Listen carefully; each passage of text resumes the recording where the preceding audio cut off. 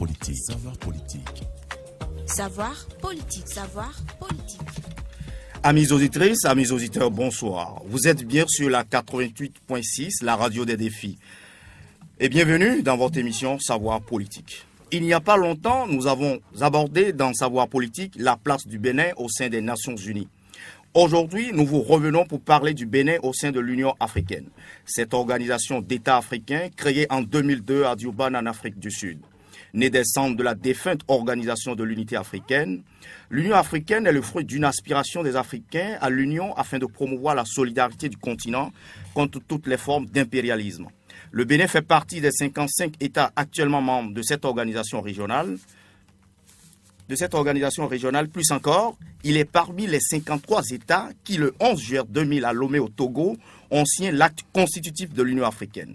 Membre à part entière, le Bénin participe comme tous les autres États membres au fonctionnement de l'organisation et bénéficie en retour de certains privilèges. Quelle est donc la place du Bénin au sein de l'Union africaine ? Quelles sont ses relations avec les autres États membres au sein de l'organisation panafricaine ? Quelles sont les retombées de son appartenance à l'Union africaine au plan national ? C'est à ces différentes préoccupations et questions que nous tenterons d'apporter des réponses dans l'émission de ce jour. Et pour nous aider à mieux appréhender le thème du jour, nous avons dans ce studio deux personnes ressources. Il s'agit de Patrick Okio, qui est docteur en droit public, enseignant à l'université de Parakou, et Robert Zantan, ambassadeur à la retraite, ancien secrétaire général du ministère des Affaires étrangères. Bonsoir, chers invités. Bonsoir, cher ami. Ouais. Et merci d'avoir répondu présent à notre invitation. Au micro, Alain Toston, et j'ai avec moi Mora Gaba. Bonsoir Alain. Bonsoir. En face de nous, Stéphane Makobi à la cabine technique. Savoir politique, faut-il le rappeler, est une émission à caractère pédagogique et d'éducation à la citoyenneté.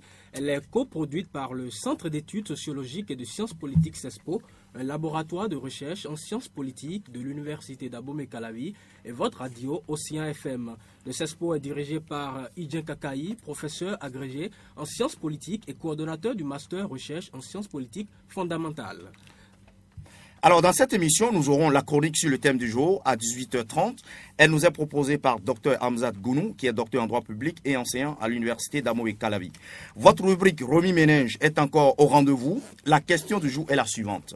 Le Bénin a présidé à plusieurs reprises la conférence des chefs d'État et de gouvernement de l'Union africaine. Vrai ou faux? Justifiez votre réponse en 2 phrases au maximum. Je reprends pour vous la question du jeu. Le Bénin a présidé à plusieurs reprises la conférence des chefs d'État et de gouvernement de l'Union africaine. Vrai ou faux? Justifiez votre réponse en 2 phrases au maximum. Vos réponses sont attendues par message via WhatsApp au numéro 94 11 29 09. Je reprends pour vous le numéro 94 11 29 09. Et sur notre page Facebook, Centre, vous avez Centre d'études. Voilà, sur notre page Facebook, Centre d'études sociologiques et de sciences politiques, CESPO. La précision et la concision sont très importantes dans vos réponses. Plusieurs lots sont à gagner, notamment des ouvrages offerts par l'ambassade des États-Unis près le Bénin et le CESPO. Donc, juste après la chronique, le standard sera aussi ouvert dans une trentaine de minutes pour permettre aux auditeurs d'intervenir en direct sur l'émission pour apporter leur contribution ou pour poser donc des questions sur le thème. Vous avez 2 numéros donc pour appeler le 65 00 24 24 ou encore le 61 53 90 53. Docteur Patrick Okio, que doit-on comprendre par Union africaine? Alors, merci monsieur le journaliste. Bonsoir monsieur l'ambassadeur. Tout le plaisir est le mien de parler ce soir avec vous de l'Union africaine, cette organisation régionale qui rassemble presque tous les États africains. Alors, pour répondre à la question du journaliste, de ce qu'il faut entendre par Union africaine, il ne sera pas vain avant d'aborder cette question, de dire à peu près de revenir un peu sur l'histoire, j'allais dire. C'est-à-dire qu'une petite genèse de l'OUA avant d'en venir à la fille qu'est l'Union africaine dans une succession d'organisations internationales. Alors, l'Union africaine succède effectivement à l'OUA qui est sa devancière, sa mère, je disais tantôt, qui rassemble tous les États africains et qui, en 1963, n'oublions pas, que nous étions au lendemain des indépendances et que les États africains avaient besoin de s'affirmer sur la scène internationale et que sur cette occurrence, individuellement, ne pouvaient pas se confronter aux autres États du monde. Donc, il fallait, sur l'inspiration de Kwame Nkrumah et d'autres, et Padmore, d'autres panafricanistes, qui ont effectivement donné, on va dire, de l'oxygène à cette idée pour que l'Union africaine germe. En fait, l'organisation de l'unité africaine germe, effectivement. Donc, nous étions en 63 où l'OUA a pris forme pour la décolonisation, l'autodétermination des peuples, et puis pour lutter contre l'apartheid. N'oublions pas que... en Afrique du Sud, effectivement. Donc, le temps ayant fait son œuvre, et pour rester fille de son temps, les États africains ont estimé que 35 ans plus tard, c'est-à-dire en 1999, à Sirte, qu'il fallait revenir un peu sur les fondements de 1963, puisque ne répondant plus ou moins à l'actualité. Oui, absolument. Donc, qu'il y avait de nouveaux défis qui sont apparus sur la scène régionale, sur la scène internationale, dont la lutte contre le terrorisme. Donc, bref, il y avait de nouveaux défis auxquels les États africains étaient appelés à trouver solution. Et donc, on ne pouvait pas franchir le palier sans retoucher au test de l'Organisation de l'Unité africaine. Donc, à Sirte, en 1999, sous la bannière du colonel Kadhafi, on a estimé qu'il fallait retoiletter, donner une cure de jouvence à cette Organisation de l'Unité africaine. Et donc, en 2002, cette organisation, dont les idées ont germé en 1999, a pris corps à Durban, en Afrique du Sud. Alors, est-ce que pour autant, on peut dire que le rêve de Kwame Nkrumah, donc de mettre en place les États-Unis d'Afrique pour constituer l'une des plus grandes forces là, est-ce que ce rêve, est-ce qu'il est brisé, ou bien, bon, avec l'Union africaine, on est toujours dans la quête de la réalisation de ce rêve? Non, on ne va pas dire que ce rêve est brisé.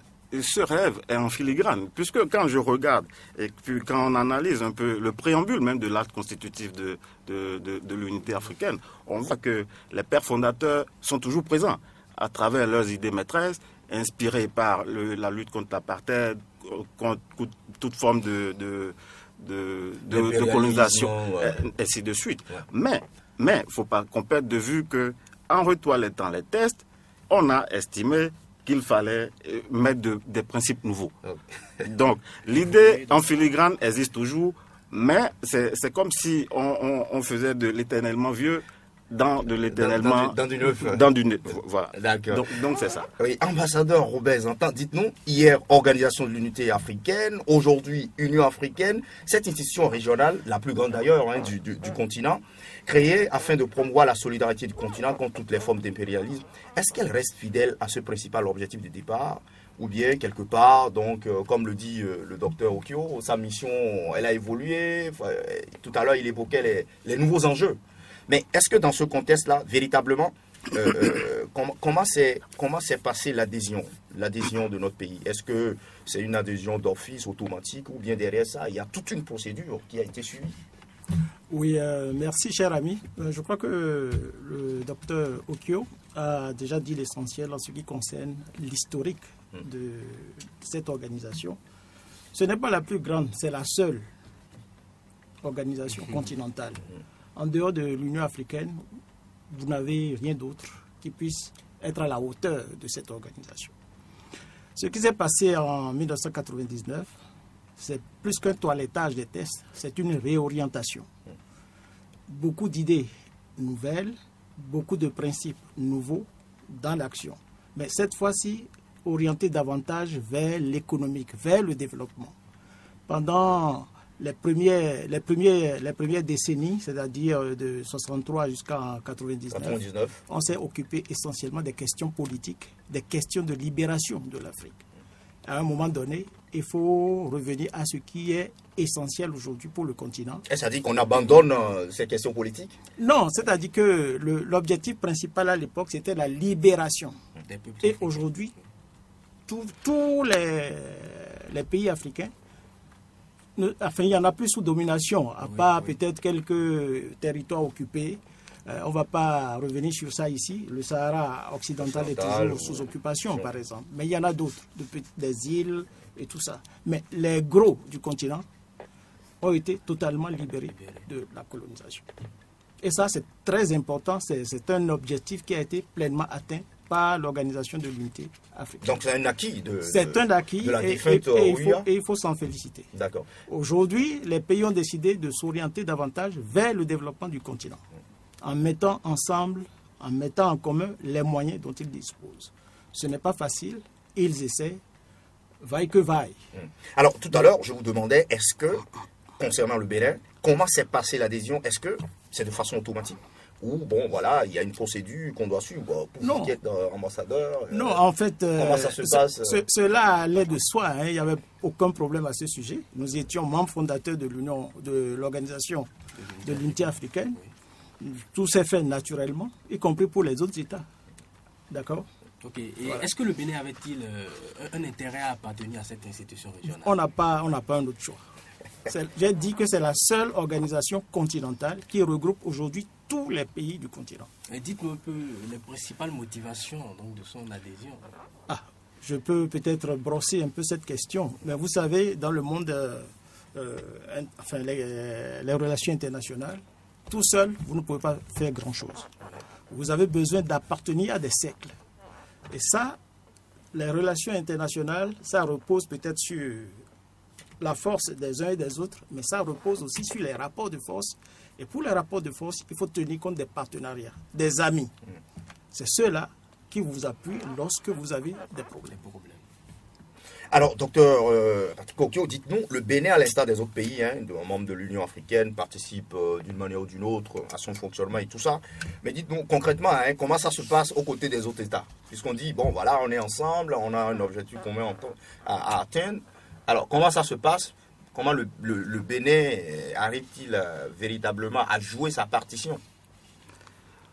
Sur cette question, qu'est-ce qu'il faut dire si, en matière diplomatique, vous savez, les États marchent beaucoup sur les œufs. Et il est de bon ton que les relations au niveau de la représentation diplomatique ou de la mission permanente, j'allais dire, qui est à Addis Abeba, que tout ceci se passe en bonne intelligence avec les autres représentants, voilà, avec les autres ambassadeurs, avec les autres missions qui sont accréditées.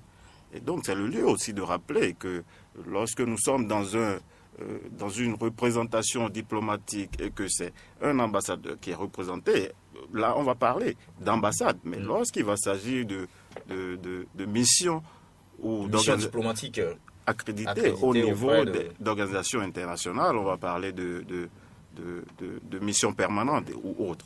Et qu'au niveau, par exemple, du Vatican, on parlera de... Ça m'échappe un peu. Oui, mais on va peut-être demander à l'ambassadeur, dites-nous, quand on parle de mission diplomatique, cette représentation permanente-là, quelle est sa mission fondamentale? À quoi ça sert? Il faudrait peut-être que je souligne tout de suite que quand on parle de mission diplomatique, c'est générique. C'est générique. Ça recouvre aussi bien une ambassade ou une représentation permanente. La représentation permanente, c'est la mission d'un pays auprès d'une organisation internationale. Mais dans le cas d'espèce, la mission du Bénin à Addis, la mission permanente du Bénin à Addis Abeba, a une double nature. C'est aussi une ambassade auprès de l'État d'Éthiopie. D'accord? Donc, cette mission traite à la fois des relations bilatérales du Bénin avec l'Éthiopie et d'autres États de la région. Djibouti, par exemple. Okay? Et il y a d'autres États aussi qui relèvent de la juridiction de cette mission permanente. Maintenant, en tant que mission permanente, notre ambassade à Addis s'occupe des questions entre le Bénin et l'Union africaine, représente au quotidien le Bénin au cours des différentes sessions d'ordre technique, prépare les réunions, la participation du Bénin aux sections de l'Union africaine, etc. Voilà un peu ce qu'on peut dire du rôle de notre ambassade ou de notre mission permanente auprès de l'Union africaine. Ok, donc, sur quels critères choisit-on les membres de cette équipe, cette représentation diplomatique? Non, il n'y a pas de critères particuliers. On tient compte, vous savez, les missions sont toujours... il y a une équipe avec une hiérarchie donnée. D'accord. Il y a l'ambassadeur, mais en dehors de l'ambassadeur, il y a celui qui le seconde, qui peut être un conseiller ou bien un ministre conseiller. Après, vous avez des conseillers simples ou des secrétaires, ainsi de suite. Et chacun a son rôle dans la mission sous la direction de l'ambassadeur.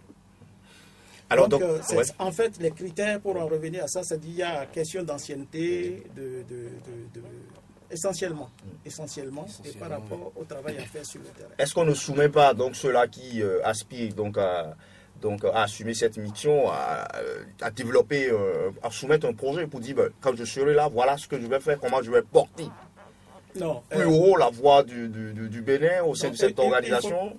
Il faut qu'on se comprenne sur ce terrain. La mission principale incombe au chef de mission. C'est lui qui vraiment assure la direction de l'ambassade, oriente chaque cadre par rapport au travail qui doit être fait. D'accord.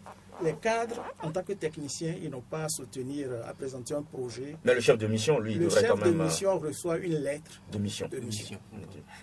Est-ce que tout s'est toujours bien passé? Est-ce que tous ceux qui sont passés par là, ils ont rempli leur mission? Vous savez, quand vous définissez, vous attribuez une mission à un homme, vous lui donnez les moyens. Oui. S'il n'y a pas les moyens, vous ne pouvez pas être exigeant vis-à-vis de lui. Je peux dire à cet égard que les moyens ne sont pas toujours à la hauteur de nos ambitions. Mais quand vous parlez de moyens, c'est des moyens humains ou... C'est tout. Moyens humains, techniques, financiers, et tout le reste, matériel. Okay.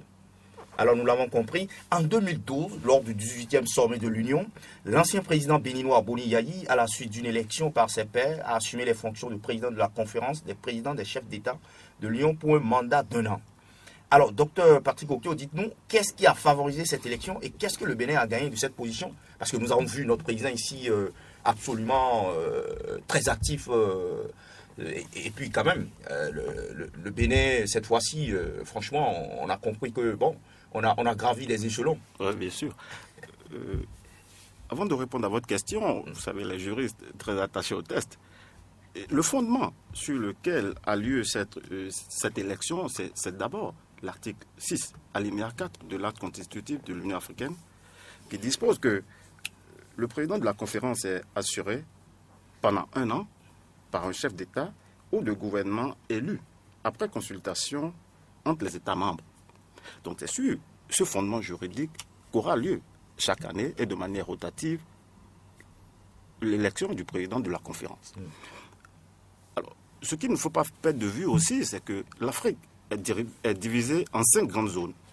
Donc l'Afrique de l'Ouest, l'Afrique australe, l'Afrique de l'Est, l'Afrique du Nord, ainsi de suite. Donc, de manière rotative, les présidents de conférences vont être issus de cette différence. De ces blocs-là. De ces blocs, effectivement. En 2012, le tour était revenu justement à l'Afrique de l'Ouest de présider à la destinée de la conférence. Et donc, il ne faut pas qu'on perde de vue que nous sommes en matière d'élection et que les coups bas politiques, les supputations et autres intrigues sont convoquées. Ce qui n'a pas manqué à l'appel en 2012. Donc en 2012, effectivement, le Bénin avait annoncé les couleurs du vœu de présider à la conférence. Seulement, il y a eu des trous faits. C'est ainsi qu'on a vu, par exemple, la Guinée, qui aussi voulait, puisque étant de l'Afrique de l'Ouest... Il faut préciser que c'est la Guinée-Conakry. Bien sûr. Parce que c'était, bien avant, c'était d'abord la Guinée équatoriale qui venait de finir son mandat. Qui venait de finir effectivement son mandat. Donc Théodore Nguema Obiang finissait son mandat, donc devait passer la main. Donc la Guinée, comme je le rappelais, voulait aussi. Yaya Jammeh de la Gambie en voulait aussi. Alors, donc, il a fallu beaucoup d'arbitrage de la part des chefs d'État ouest-africains, et dont le Ghana, puisque en dernière minute, il ne faut pas qu'on l'oublie, le Nigeria de Goodluck Jonathan aussi a voulu jouer les trouphettes à la dernière minute. C'était une bataille. C'était une bataille, justement. Donc, il ne faut pas perdre de vue, lorsque je vous rappelais l'article 6, que c'est sur la base de consultations. Donc, quand nous prenons ce qu'on peut mettre dans les consultations, ça veut tout dire. C'est un grand fourre-tout. Donc, les États de l'Afrique de l'Ouest, presque tous en voulaient, mais en définitive, on va dire à la veille de l'élection du président Boni Yayi, tous ont fait bloc. Et puis le Ghana a persuadé le Nigeria de bien vouloir laisser le poste pour le Bénin qui a exprimé en premier le vœu de présider. Donc, en matière de retombées, on a vu le président, effectivement, le président Boni Yayi être sur tous les fronts. En 2012, le Mali, et faut-il le rappeler, où le président a fait des pieds et des mains, le Ghana des pieds et des mains pour que les différentes situations conflictogènes ne dégénèrent. Donc, en matière de diplomatie, qu'est-ce qu'il faut dire? C'est que on a gagné en visibilité, parce que en ce moment, lorsque vous sortiez du pays, c'était que le président Boni Yayi, c'était le seul homme du continent. C'est lui qu'on voyait sur presque tout. Absolument. Il a participé aussi à de grandes conférences au niveau international. Et on a reçu ici, il y a eu un balai de chefs d'État reçus au Bénin. Ça s'entend. Ça s'entend que lorsque vous êtes à ce niveau continental, que vous agrégez beaucoup de rentes, que ce soit politique, économique, ainsi de suite. Donc, en définitive, c'est ce qu'on peut retenir de la présidence du président Boni Yayi à la tête de la conférence de l'Union africaine. Mais certains compatriotes ont dit que bon, c'était des ressources qu'on a gaspillées et tout ça. Est-ce qu'aujourd'hui, cette visibilité, quand même, elle est importante en matière de relations internationales oui, ou en matière diplomatique? Oui, c'est important. Et puis l'ambassadeur est là pour nous témoigner que lorsque vous avez ces genres de missions, qu'on agrège beaucoup de choses. Et puis, il ne faut pas qu'on oublie qu'il y a des postes qui sont dus en ce moment qui vous reviennent. Qui vous reviennent d'office. Ben oui. Donc, il ne faut pas qu'on perde de vue que ce n'est pas que la présidence de la conférence qui compte en ce moment. Il y a beaucoup d'autres choses qui entrent en ligne de compte. Ambassadeur, est-ce que vous voulez ajouter quelque chose par rapport aux retombées? Oui, tout à fait. C'est-à-dire qu'il ne faudrait pas qu'on se trompe ici. Quand on parle de retombées, il ne faut pas voir seulement le côté financier ou matériel. Mais ce qu'il faut voir davantage, c'est les retombées diplomatiques pour le pays. Quitte à nous peut-être de capitaliser cela. Si on ne l'a pas fait, c'est un peu de notre faute, je dirais. Mais en termes de retombées, comme le professeur l'a souligné, le Bénin était au devant de la scène, aussi bien en Afrique que dans le monde. Les grandes conférences, c'était le Bénin qui portait la voix de l'Afrique. Pour un petit pays comme le nôtre, c'était quelque chose. Le Bénin était connu à travers le monde, cité aussi.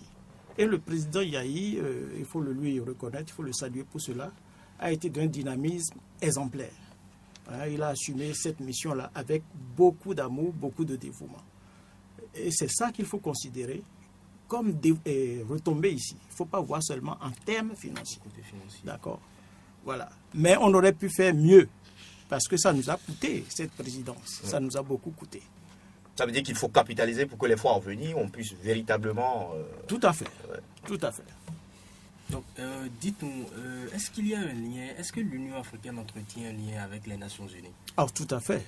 Vous savez, chaque continent a son organisation. D'accord? En Europe, vous avez l'Union européenne, aux États-Unis, c'est l'organisation des États américains, vous avez l'Afrique, vous avez l'Asie. Et chacune de ces organisations a un lien avec l'organisation mondiale. C'est un peu structuré, je dirais, de façon... c'est comme un parapluie. Vous avez au sommet l'ONU, et puis au niveau de chaque continent, l'organisation continentale, et au niveau de chaque continent, vous avez des organisations sous-régionales. C'est un peu partout comme ça. Donc le lien est direct. L'Union africaine participe régulièrement aux sessions des Nations Unies, tous les ans, a même une représentation là-bas. Alors le Bénin n'a jamais fait l'objet de suspension, ni pour défaut de contribution annuelle, ni pour changement anticonstitutionnel de gouvernement. Et ça dit, Dr Patrick Okio, que le Bénin, c'est un bon élève au sein de l'institution panafricaine. Je pense que la réponse est dans la question. Vous avez bien dit que le Bénin est un bon élève. Je ne dirais pas mieux pour ne pas défoncer une porte ouverte. C'est-à-dire que le Bénin est respectueux des tests. Et en matière de cotisation, il est à jour. En matière de changement anticonstitutionnel, et puis ça c'est l'article 4H du protocole additionnel qui est fondateur de ce fait-là. Donc le Bénin n'a jamais transgressé les tests qui sont établis. Donc si vous ne transgressez pas les tests qui sont établis, il est de bon ton que vous ne soyez pas suspendu. Et puis n'oublions pas que les organisations internationales coûtent très cher et qu'elles ne vivent que sur la base des cotisations. C'est ainsi que Muammar Kadhafi pendant longtemps a été le grand bailleur de fonds. Le grand bailleur de fonds pour les États qui étaient en difficulté de cotisation. Et puis, bon, c'est aussi les ordres internes des différents États qui impactent l'ordre régional. Lorsque vous avez des problèmes de trésorerie dans votre État, vous avez toujours des difficultés à honorer vos engagements au niveau international, que ce soit au niveau de la CEDEAO, au niveau de l'UEMOA, au niveau de l'Union africaine ou encore au niveau de l'ONU. Il y a des cotisations à tous ces niveaux. Donc, c'est quand même de gros budgets. Donc, mais il y a souvent des mauvais élèves, il faut le dire, hein, parce que on sait très bien que même dans les autres organisations, il y a toujours des États qui traînent les pas à honorer leurs engagements en termes financiers. Effectivement, c'est ce que je vous rappelais, que c'est peut-être pas dû, c'est lié aussi au problème de trésorerie qu'ont les États africains. Il ne faut pas qu'on perde de vue que les récessions économiques dans tous ces États impactent leur cotisation, leur appartenance à différentes organisations internationales. Et puis, ce que vous évoquez en termes ce sont les sanctions, effectivement. Oui. Lorsque vous ne payez pas, vous n'avez pas droit à tel poste qui vous revenait de droit. Lorsque vous avez été acteur d'un changement anticonstitutionnel de gouvernement, vous êtes mis au banc de la société pendant un moment, jusqu'au retour de l'ordre constitutionnel, ainsi de suite. Donc nous sommes dans le régime des sanctions en ce moment-là. D'accord. Donc le Bénin, on va dire qu'il est jusqu'à maintenant, et on estime que ça va durer encore. Nous sommes pour le moment bon élève. D'accord. Alors l'ambassadeur, vous confirmez rapidement que le Bénin honore ses engagements à temps, dans les délais? Oui, ça je confirme. Et je crois qu'il faut s'en féliciter quand on tient compte un peu des capacités de notre pays en termes de ressources financières. Mais le Bénin a toujours mis vraiment beaucoup d'honneur à honorer ces engagements-là. Oui, je rappelle que vous avez été secrétaire général du ministère des Affaires étrangères et donc vous êtes dans les secrets. Non, il n'y a pas de secret à ce niveau. Et là, il faut saluer aussi l'accompagnement du ministère des Finances, puisque c'est eux qui détiennent le cordon de la bourse. Et qui n'hésitent donc pas à décaisser chaque fois que le besoin se fait sentir. Quand on les sollicite, vraiment, ils sont présents. Oui. Et comme le professeur l'a souligné, on a intérêt à être à jour. Sinon, beaucoup de choses vont nous échapper. On l'aura donc compris, le Bénin, c'est un bon élève auprès de l'Union africaine. Alors, je rappelle à nos amis auditeurs que pour la rubrique Remis Ménage, alors elle est toujours au rendez-vous. La question du jour est la suivante. Le Bénin a présidé à plusieurs reprises la conférence des chefs d'État et de gouvernement de l'Union africaine. Vrai ou faux? Justifiez votre réponse en 2 phrases au maximum. Alors, vos réponses sont attendues par message via WhatsApp au numéro 94 11 29 09 et sur notre page Facebook, Centre d'études sociologiques et de sciences politiques, CESPO. La précision et la concision sont très importantes. Alors, nous allons faire un tour à la régie pour suivre la chronique qui nous a été préparée par le docteur Hamzat Gonou, qui est docteur en droit public et enseignant à l'université d'Abomey-Calavi. Savoir politique. Savoir politique. Savoir politique. Savoir politique. Savoir politique. Savoir politique.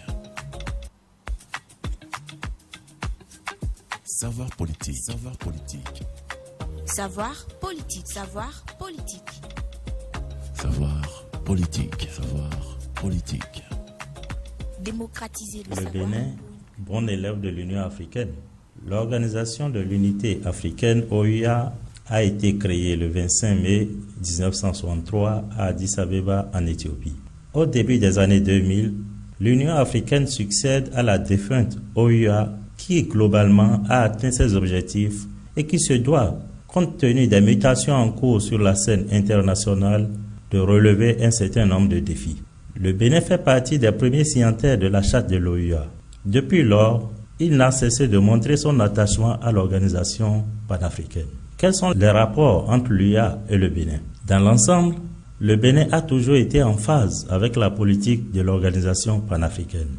En témoigne la ratification de la quasi-totalité des traités de l'Union africaine par le Bénin, lesquels couvrent tous les domaines de la vie étatique, allant de la gouvernance politique à la paix et la sécurité, de la protection des droits de l'homme au développement économique et même à la décentralisation. Parmi les textes de grande portée, le Bénin a ratifié l'acte constitutif de l'Union africaine et la charte africaine de la démocratie, des élections et de la gouvernance qui interdisent et sanctionnent les changements anticonstitutionnels de gouvernement.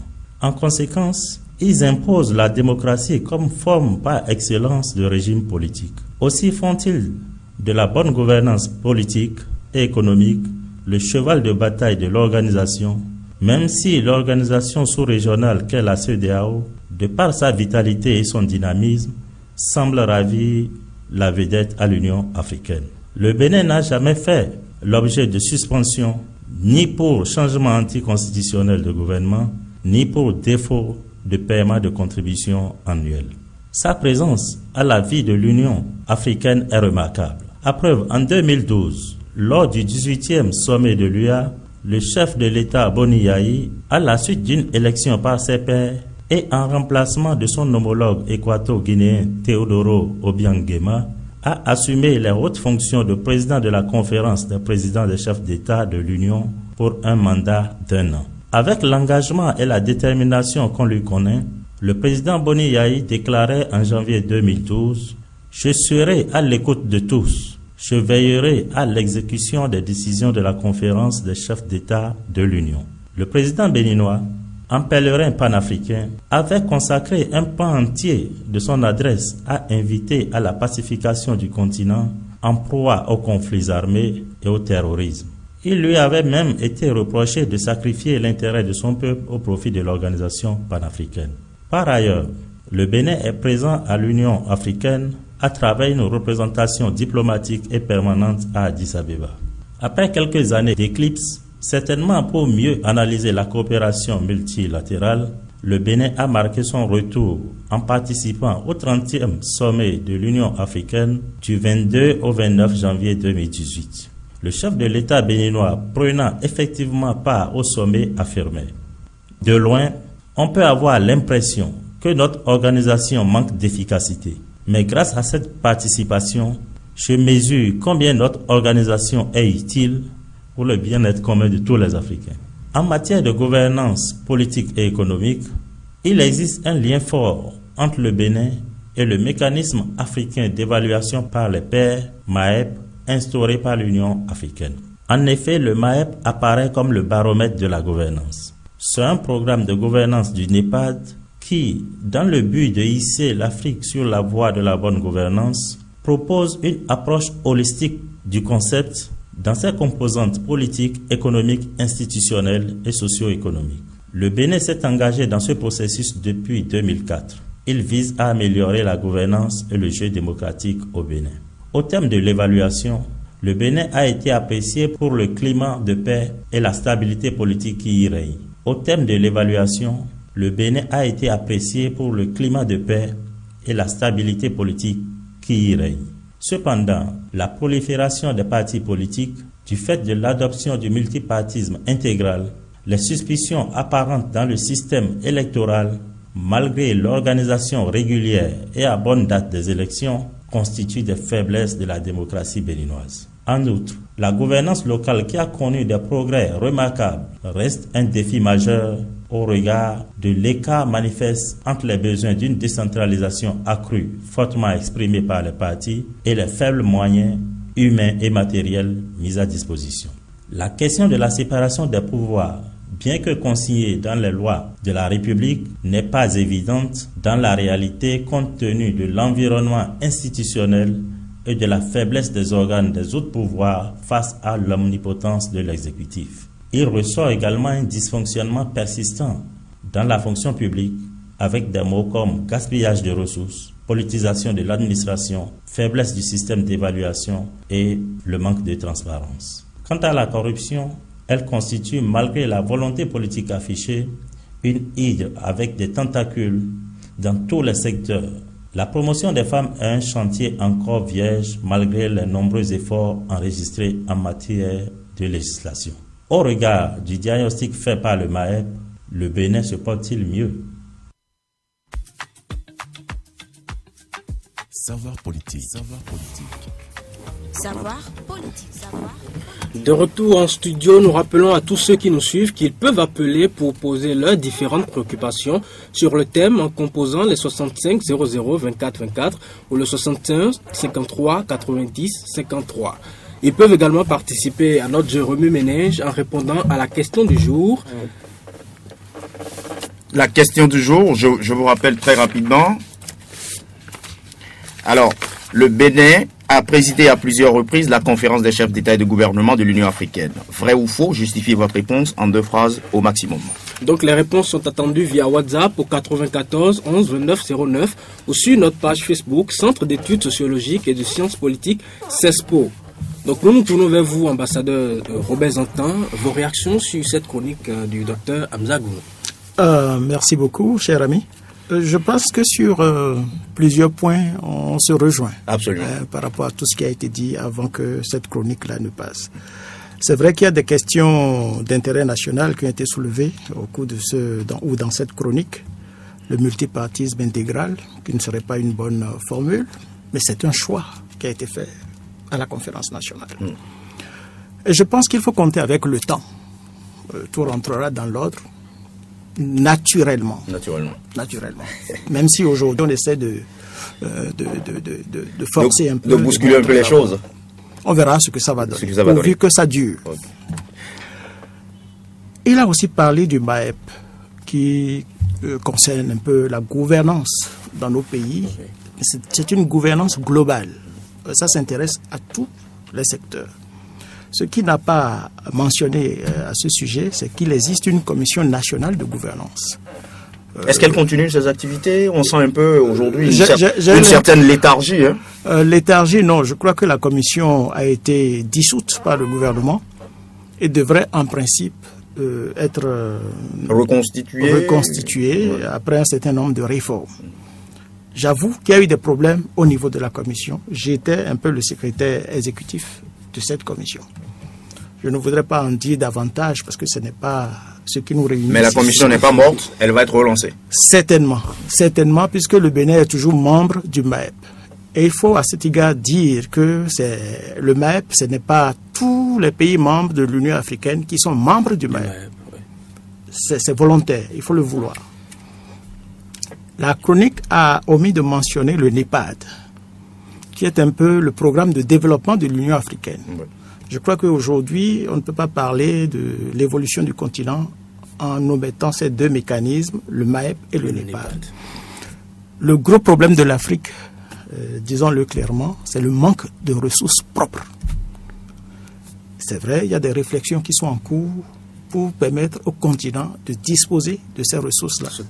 Sinon, les programmes, tout ce qui a été développé, ça restera simplement à l'étape d'idées. Ok.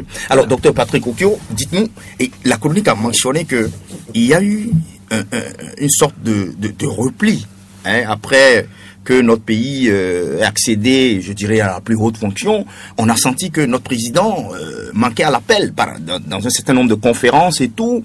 Mais aujourd'hui, je crois qu'il a cité dans la chronique que le président, pour avoir participé à ce 30e sommet de l'Union africaine, tenu du 22 au 29 janvier, a reconnu que, effectivement, c'était important pour un chef d'État de prendre part donc, à toutes ces conférences et tout, à cette grande messe des chefs d'État. Alors, effectivement, vous savez, ça fait partie des reproches qu'on a fait pendant longtemps au président Talon. Est-ce que c'était fondé? Oui, mais puisqu'il n'assistait pas aux réunions continentales. Alors que c'est sur cette occurrence-là que beaucoup de choses se décidaient pour les États membres. Donc, comme le président lui-même, en reconnaissant, c'était un aveu, du fait que n'ayant jamais participé aux 2 précédentes réunions qui ont eu lieu pendant sa gouvernance, il a réalisé effectivement que beaucoup de choses se faisaient. Donc, lorsque le collègue Mounou Hamzat nous rappelait ce que le président Talon a dit au moment du sommet, du 30e sommet, c'était un aveu pour dire effectivement je n'assistais pas, mais beaucoup de choses se font. Donc, à partir de ce moment, je prends le ferme engagement de participer désormais.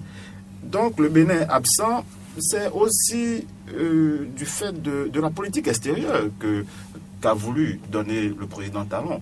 Vous avez vu, il y a eu des représentations qui ont été fermées à l'arrivée du président Talon. Après, il y a eu des ouvertures. Tout ça, c'est la politique extérieure qu'entend donner le président de la République, qui, sur la base de la Constitution, est le premier homme de la diplomatie béninoise, article 144 de la Constitution du 11 décembre 90. Donc, sur ces différents postulats, c'est que le Bénin a été absent, mais de plus en plus, il est en train de répondre présent aux différentes rencontres internationales, ce qui n'est pas plus mal, ce qui nous permet aussi d'avoir des postes au niveau international, au niveau de l'Union africaine et des autres organisations sous-régionales. Okay. Docteur, nous restons avec vous. C'est vrai que l'ambassadeur Robert Zantan a commencé par brosser un peu les retombées donc de la participation du Bénin à l'Union africaine et également sa participation ou bien son appartenance au MAEP et au NEPAD. Au plan économique, dites-nous ce que gagne le Bénin réellement. Au plan économique, comme le rappelait M. l'ambassadeur, sur la base du NEPAD, qui est le plus grand programme de développement économique pour l'Afrique. Et il y a eu beaucoup de choses qui ont été promises. Et puis, comme il le rappelait, nous avons des problèmes à l'interne de nos États. Il a parlé en termes de ressources. C'est fondé. Il n'y a pas à se voiler la face. Nous avons des problèmes au niveau de nos États.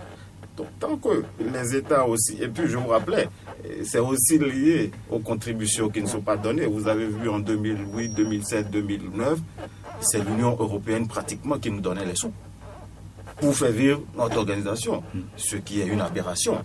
C'est-à-dire que vous avez votre enfant, mais c'est quelqu'un d'autre qui le nourrit. Donc, il faut qu'on prenne la mesure de la situation pour que un peu plus de conscience. C'est vrai qu'il y a beaucoup de choses qui se font, mais ce qui ne va pas, on est obligé de le dire. Donc, en matière de retombées économiques, qu'est-ce qu'il faut dire? C'est en gros que nous capitalisons beaucoup. Après, il va rester l'opérationnalisation de tout ceci. Alors, monsieur l'ambassadeur, quand on parle de retombées, il y a aussi le positionnement des cadres béninois, disons, à ces hautes fonctions au niveau de l'organisation. Est-ce que véritablement le Bénin arrive à saisir ces opportunités-là qui s'offrent dans les différents organes, dans les différentes commissions, à positionner donc un certain nombre de compatriotes? Est-ce qu'il y a une politique vraiment de positionnement, comme certains pays à côté de nous, le Sénégal, ils savent bien le faire? Ah oui. Oui, au Sénégal, ils savent bien le faire. Au Ghana aussi, ils savent bien le faire. Mais cela relève de toute une stratégie, pour dire vrai. Vous savez, la force d'un pays, ça ne repose pas que sur ses capacités propres, intrinsèques, mais aussi sur ses relations. Et c'est là où souvent le bas blesse en ce qui concerne le Bénin. On a présenté plusieurs candidats qui n'ont pas pu atteindre le bout du tunnel. Nous avons notre part de responsabilité, mais ceux qui ont promis de nous soutenir aussi ils ne l'ont pas fait, pour plusieurs raisons. Et de sorte qu'aujourd'hui, on n'a pas beaucoup de cadres à des niveaux stratégiques au sein de l'Union africaine, si mes souvenirs sont bons. Au niveau technique, on a encore quelques cadres. Mais l'Union africaine a soutenu aussi des candidats béninois à des postes internationaux qui ont pu porter Le dernier cas, c'est le cas du juge Madame Malapini, si mes souvenirs sont bons. Absolument. Ok. Sans l'Union africaine, je crois que ça aurait été difficile, dur pour le Bénin. C'est vrai qu'elle a ses propres compétences, mais ça ne suffit pas. Au niveau international, la compétence ne suffit pas. Il faut être soutenu politiquement par un certain nombre de pays. Donc voilà grosso modo ce que je pourrais dire. Alors, mais cette stratégie qu'il élabore, qu'il la met en place, qu'il la met en œuvre, pour qu'on puisse... Parce qu'à un moment donné, ça fait longtemps qu'on parle, qu'on donne l'exemple du Sénégal, mais on doit aller à l'école de ces pays-là qui arrivent quand même à positionner leurs compatriotes. Bon, très bien. Dans mon parcours professionnel, j'ai eu l'opportunité de suivre quelques dossiers de candidature. Je peux vous dire que dans ce domaine, le Bénin a intérêt à tout repenser. Au Sénégal, quand il y a une candidature de haut niveau, ça relève de la présidence. Et on met les moyens à disposition. Vous ne pouvez pas présenter un candidat à un poste international sans mettre en place les moyens qu'il faut pour mener la campagne nécessaire à son élection. Si vous ne le faites pas, n'espérez rien. Et je dis souvent aux gens, le Bénin a souvent présenté de bons candidats, mais la qualité ne suffit pas. Qu'est-ce qu'il faut en plus? Ce qu'il faut en plus, c'est ce que j'ai dit. Vous avez besoin des autres pour porter votre candidat. Alors, il faut aller les voir dans les pays. Il faut aller les voir. Pour présenter, pour valoriser les compétences de vos candidats. C'est ça qui manque? Tout à fait, c'est ce qui manque. Je ne voudrais pas rentrer dans certains détails, mais ça n'honore pas notre pays. Je ne peux pas comprendre, par exemple, qu'on puisse présenter, que le gouvernement décide de présenter un candidat béninois et ne mette pas à disposition les moyens qu'il faut pour la campagne. Est-ce que vous les spécialistes de la question, les grands diplomates et autres, il faut convaincre les politiques qu'effectivement il faut le faire, C'est un choix politique.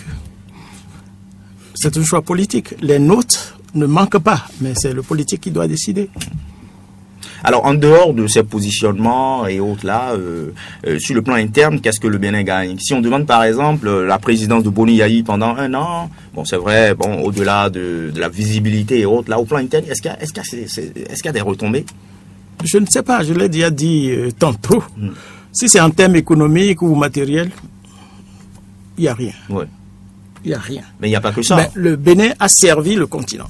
Et l'a servi dignement, en mettant même ses propres moyens dans la balance. En termes de retombées, c'est nous qui n'avons pas su gérer cela, je vous l'ai dit. Comment on devrait faire pour véritablement donc valoriser je vais dire quelque chose qui peut peut-être étonner. Durant le mandat du président Yayi, il n'y a pas eu une équipe technique derrière lui pour l'accompagner, le soutenir. Dans la mise en œuvre de la stratégie, il avait défini des objectifs clairs. Et je crois que ces objectifs ont été atteints pour la plupart. Mais aucune équipe technique pour l'accompagner. Il y a par exemple dans le cadre des objectifs de développement durable, pour y arriver, c'est un compatriote qui a, au niveau des Nations Unies, je crois que le Bénin faisait partie des pays qui étaient dans le cercle restreint et tout ça. Je crois que, est-ce que tout ça n'a pas favorisé donc l'admission donc de notre pays à ce cercle restreint de pays, tout ça? De quel cercle? Cercle restreint. Bon, quand je parle de cercle restreint, c'est les pays qui ont été choisis donc pour évaluer les OMD et passer de l'étape des OMD aux ODD. Oui, mais ça. Les OMD, ça c'est au niveau des Nations Unies. Oui. D'accord. Le Bénin a joué un grand rôle là aussi. On a une mission permanente aussi là-bas, oui. Très dynamique, qui était très très pénétrée de ces questions-là et qui a fait bénéficier de beaucoup d'opportunités à notre pays. D'accord, surtout au niveau technique. Bon, celui qui gérait ce dossier, paix à son âme, c'était le ministre d'État Amoussouga. Et là, on a fait ce qu'on pouvait. Mais ça, c'est au niveau mondial. Oui. Mais lorsque vous présidez donc la grande conférence des chefs d'État et autres, votre pays gagne en visibilité et tout ça, et puis ça peut jouer dans les rapports de force. Ou bien, docteur Patrick Okio? Bien sûr, comme le rappelait l'ambassadeur, après tout ceci, il faut accompagner. S'il y avait par exemple une équipe qui, comme le rappelait l'ambassadeur, qui a pu être derrière le président Boni Yayi, une équipe technique, on gagnerait. Mais c'est aussi là qu'on doit repenser tout ceci. Ok, alors on doit repenser tout ceci. Je vous donne le mot de fin, ambassadeur. Moi, je ne suis plus, je ne suis plus en fonction. Je crois que cela Mais revient. vous pouvez donner des conseils. Si on m'en demande, je le ferai avec plaisir. Je dois beaucoup de choses à ce pays. C'est l'équipe qui est là qui peut vraiment prendre cela en charge. On a parlé de la réaction du président Talon après sa participation, je crois, à la 38e session. Au 30e sommet de l'Union africaine. 30e. Oui. Vous avez vu, c'était une première pour lui. Parce que de loin, il pensait que l'organisation ne servait pas à grand-chose. Ce n'est pas vrai. Quand vous appartenez à une société, il faudrait que vous puissiez être intégré à cette société. Ça n'a pas de prix. Et je crois qu'il a compris. Et aujourd'hui, c'est derrière nous. On se félicite aujourd'hui. Le Bénin on prend de l'envol maintenant. Je l'espère. Mais ce que je voulais dire, c'est que quand on participe à ces réunions, c'est des occasions extraordinaires pour nouer des contacts hors de l'organisation. Parce qu'il y a beaucoup de hautes personnalités du monde qui participent à ces réunions. Docteur Patrick Okio, en quelques secondes. Hein. En quelques secondes, l'Union africaine fait beaucoup.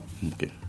Que ce soit par son Conseil de paix et de sécurité, que ce soit par son système d'alerte précoce, que ce soit par son Conseil des sages. Il y a beaucoup d'organes qui fonctionnent pour anticiper les crises. Sur les questions conflictogènes, il y a beaucoup d'actions sous-marines qui se font. Nous l'avons compris, docteur Patrick Okio. Amis auditeurs et auditrices, nous voilà à la fin de notre émission. Pour ce 9e numéro, nous avons abordé le thème le Bénin au sein de l'Union africaine. Avec nos deux invités, ambassadeur Robert Zantan et docteur Patrick Okio, nous avons passé en revue le rôle et la place de notre pays au sein de la plus grande institution continentale. L'unique d'ailleurs, comme l'a dit l'ambassadeur. Alors, nous avons surtout fait le bilan de la coopération entre le Bénin et l'Union africaine sur les deux aspects, la participation à travers sa diplomatie et les bénéfices qu'il tire de cette participation. Faut-il le rappeler, Savoir politique est une émission en caractère pédagogique axée sur l'instruction civique. Prenez le prochain rendez-vous de votre émission Savoir politique pour le 25 novembre prochain pour parler de la décision publique. Merci de nous avoir suivis. D'ici là, portez-vous bien. Bonsoir chez vous.